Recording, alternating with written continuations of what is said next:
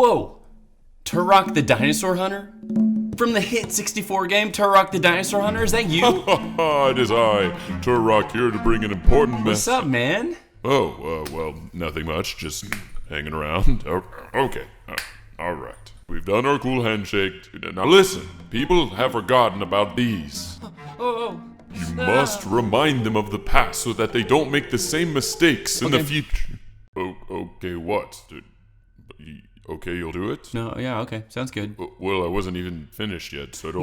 No, I got the gist. No, I got it. All right. It's all right. Great. All right. See ya. Okay, well, could you at least shut the door? What kind of maniac doesn't shut the fridge?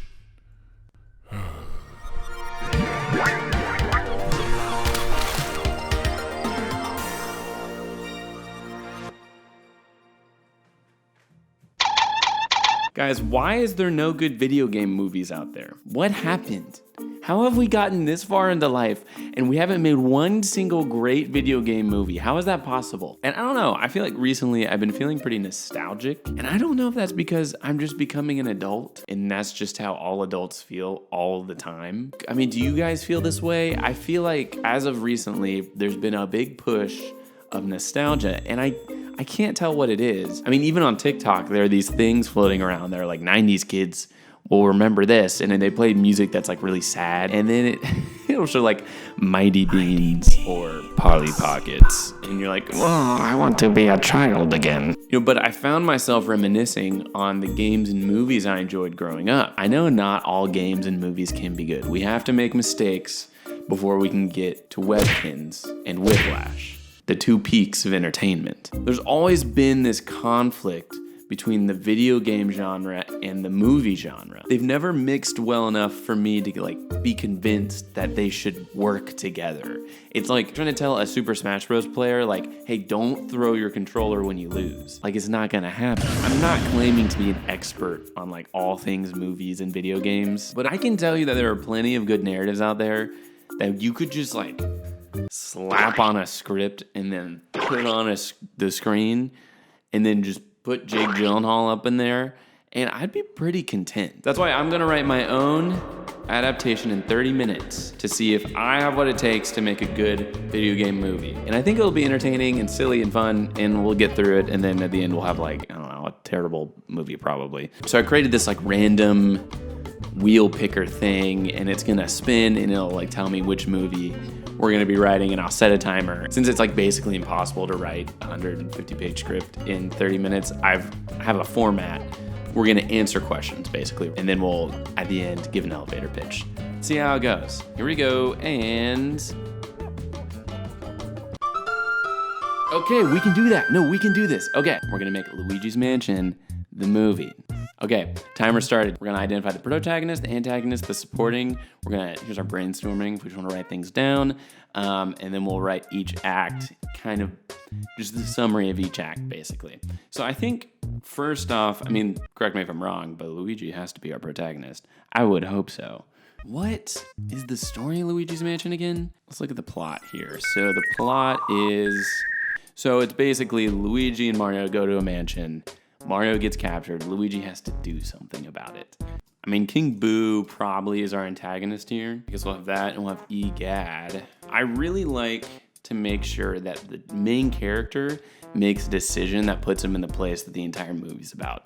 So I kind of want it to be Luigi's fault that Mario's captured. Luigi is responsible for Mario's capture. We could say Luigi does not step in when his time comes. Because I think my biggest pet peeve in movies is when things happen just coincidentally and then that's how we're there. I like it when we actually get to see a character grow, and I think the best way to do that is give him some flaws. Maybe he has low self-esteem.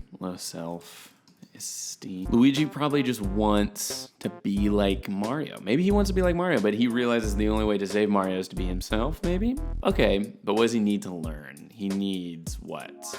I don't like that, though. I don't like that he's just learning to be himself. We'll get back to that. We'll come back. Do Mario. Give him a quick summary. Kind of just reminds me of the Lego guy. He's just I am great, and I want to go on an adventure. I want to explore. Maybe, okay, here, yeah, he's too adventurous, most of the time putting him and those around him in peril.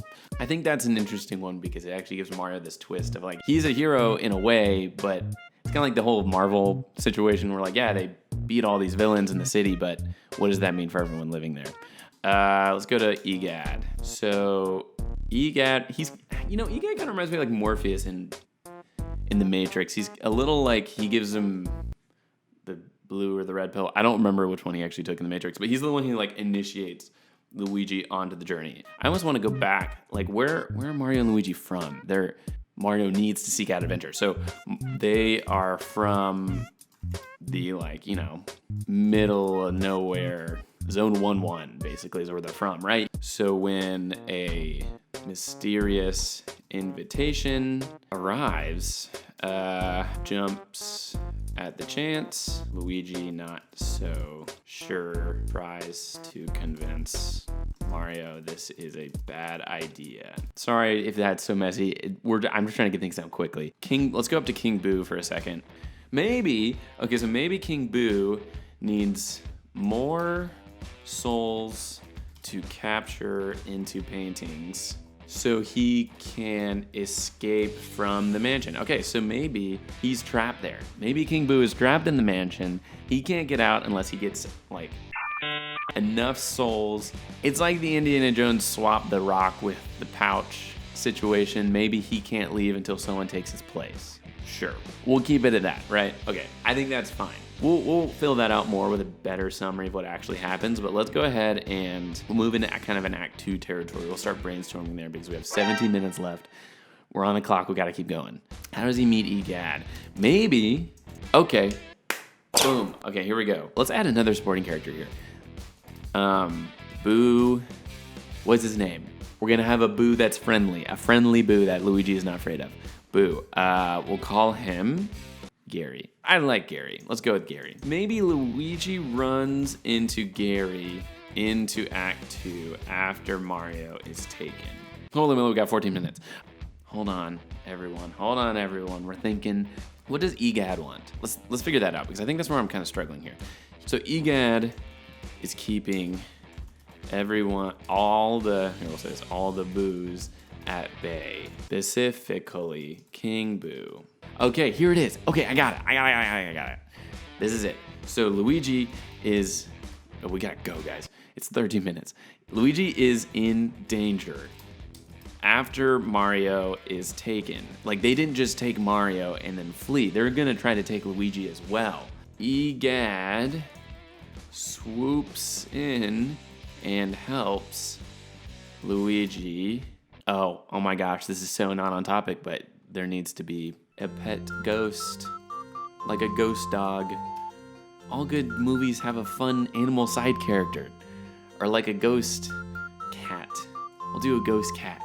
There's a ghost cat. Luigi is convinced to go in the mansion after he realizes that once the clock strikes midnight, Mario is permanently stuck as a painting for 100 years. Okay, maybe King Boo only comes out 100 years, he can get out. We haven't found a permanent way to do it yet. So if Mario's stuck in there and once it hits midnight, then he's stuck in there too for 100 years. That's a good thing, because now we have a ticking time for Luigi. He has to go in. He can't leave and go get someone else. He has to go. That's his thing now, once EGAD tells him that. Okay. He runs into Gary, our cat whose name is Mordello. That's his name. Mordello. Mordello. Mordello the cat. We have Gary the ghost who's helping him too. Okay, we have 10 minutes. We're like getting really close here. Maybe he's, okay, got it. All right, so kind of Hercules moment here. Luigi is being trained by Gary a bit to how to deal with booze, how to deal with booze. Gary is acting as our catalyst for change for Luigi. Oh my gosh, Act 3 climax. I already know it. Gary will also be locked up for 100 years if Luigi does this. What does he do? I don't know yet, but that shouldn't go there because that's not permanent. That's just a thought, so that's going here. Maybe that's found out at the end of Act 2. He realizes that's his lowest low. That's his dark night of the soul. Okay. Oh, frick, guys, we got 8 minutes. So after he's trained, he's kind of gone through the mansion. He's trained. He's sucked up some ghost in his vacuum. You know, he's kind of become a bit of an expert at this point, you know, in the past 5 hours that he's been in the mansion. There's a moment where Luigi is faced with the same decision he was faced with at the beginning, but this time it's with Gary, and he makes the same mistake. That's our Dark Knight of the Soul. Luigi realizes that if he traps Mario, he will trap Gary and Mordelio. That's our Dark Knight of the Soul. He confronts King Boo, but fails. What is King Boo doing during plot Act 2? Is he kind of like the wizard in the tower watching him as he goes, sending boos out? Maybe he is. Okay, we got 5 minutes. Ordulo, he is then faced with a decision and can't get himself to do it. All is lost. Gary has been recaptured. So, Luigi and Mordillo are alone. Oh, no, wait, frick. Okay, I know exactly what's happening. Luigi's alone. He just needs to be alone because what we need to do is allow Luigi to make the decision to save Mario because he can do it at this point. I think we just need him to make that decision, right? And how do we get there? So okay, we got 3 minutes. We got to figure out how he gets to King Boo. So Luigi thinks all is lost, but who comes to get him? Mordillo comes to get him. Maybe he's been double-crossed. Oh my gosh, maybe Egad double-crosses him, but not with the booze. Maybe he's jealous that he's good at it now or something. Maybe Egad double-crosses him. Luigi has to face an enemy and win. Oh my gosh, Egad double-crosses him and he beats him. He ties him, maybe Egad is jealous or he wants, maybe Egad made a deal with King Boo. Oh my gosh. And then Luigi, oh my gosh, I got it. Okay, this goes here because Mordillo comes and helps him beat Egad. He's the reason they win. And then Luigi goes and faces King Boo with the help of Mordillo. Have the big battle, climax. And then once he wins, Gary makes decision to sacrifice himself for Mario's sake. Luigi heartbroken, but gratitude. I don't know. And then end scene after credits. Portrait of Gary shakes. He's not dead. 2, 1. All right, guys, that was it. Wow. Okay. Holy smokes. Oh, I feel like we have something. 30 minutes alone. I feel like that's pretty good. Here's what I'm going to do. I'm going to organize this, and then I'm going to pitch it to you guys, and you can tell me what you think of it. And we'll see how it comes out. Give me like 2 seconds. I'm going to just organize all of this information, and then we'll pitch it out. I'm not going to move anything because I want to keep it how it is on the page, but I'm in my brain. I just want to organize what we had, and then I'll pitch it to you guys, and we'll see how we think about it. Okay, here's the pitch for Luigi's Mansion, the movie. This is a movie about fear and courage and learning to overcome that. We start off in Green Zone 1-1, Mario and Luigi working as plumbers, with Luigi always being the sensible one, Mario always being the one who's pushing for adventure, pushing a little too far, putting him in danger. Maybe Luigi is about to fall into this large sewer system and down this waterfall, and at the last moment, Mario, grabs him and pulls him up. And we get to see the dichotomy between the two of Luigi, this who's afraid and not quite ready to take on adventure, with Mario, who's fully equipped, fully ready to risk himself for adventure and fun.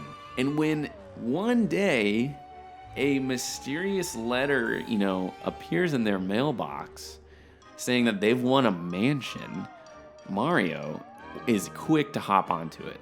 Luigi begrudgingly follows Mario to this mansion. Obviously, when they get there, this is a trap. When the time comes and the Boos, King Boo and all the Boos and his minions spring upon Mario, Luigi is so paralyzed in fear that he does not help Mario. And Luigi's made the choice. He could have helped Mario. Maybe it was even a moment where Luigi, all he had to do was grab onto Mario's hand, similar to the one in the beginning. He didn't grab onto his hand like Mario did at the beginning.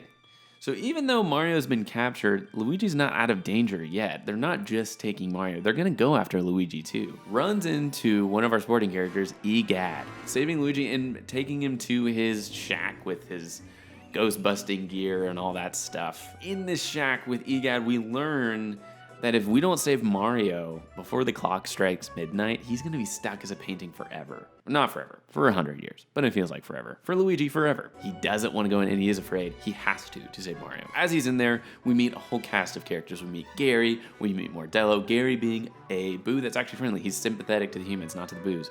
Mordello, this ghost cat, really cute and funny. He's our comedic. He does all the comedy. Gary teaches Luigi a bit about initiative, a bit about courage. He's teaching him step by step all the secrets he needs to get to the point where he can save Mario. And they only have about 6 hours at this point. We're at King Boo. We have Gary Mordello by our side. So a secret that Gary's been holding the entire time that he doesn't tell him until King Boo tells him, hey, listen, if you save Mario, your buddy, Gary and Mordello, are coming with me. Oh my gosh, he didn't realize that. So not only is he afraid, he now has to make the moral decision, do I put all these people back or do I put Mario back? He makes the decision to not save Mario. He doesn't know what to do. He lets it slip by. Gary and Mordello also get captured. Does this remind you of anything? Act 1 of the plot point? Luigi's alone. So Luigi thinks all's lost. He goes back to Egad. Well, he doesn't know, he's been with King Boo the entire time. But right before he loses, Mordello escapes. He arrives and helps Luigi win this final whatever he's doing with Egad. And with this newfound strength, Luigi he finds the courage to go back to King Boo, and with the help of Mordello, gets in the room, finds his friends, and now we have the big climax battle. Find the place within him to make a decision, basically. And he does. He beats King Boo. He makes the decision. He's able to do it. Is it going to be Mario or is it going to be Gary? Gary makes the decision to sacrifice himself for Mario. And Luigi's heartbroken, but he's grateful. He's grateful that he did it for his brother. And I think Mario is too. After the credits, there's a scene. Gary's portrait. You see him, he's like, doing this. He shakes a little bit. He's not dead. He's coming back, baby. And then we slam to black. That's all I got. I think it's fine. I think having to deal with making decisions and the fear of making those decisions, what does that mean? And actually having to make any decision is hard.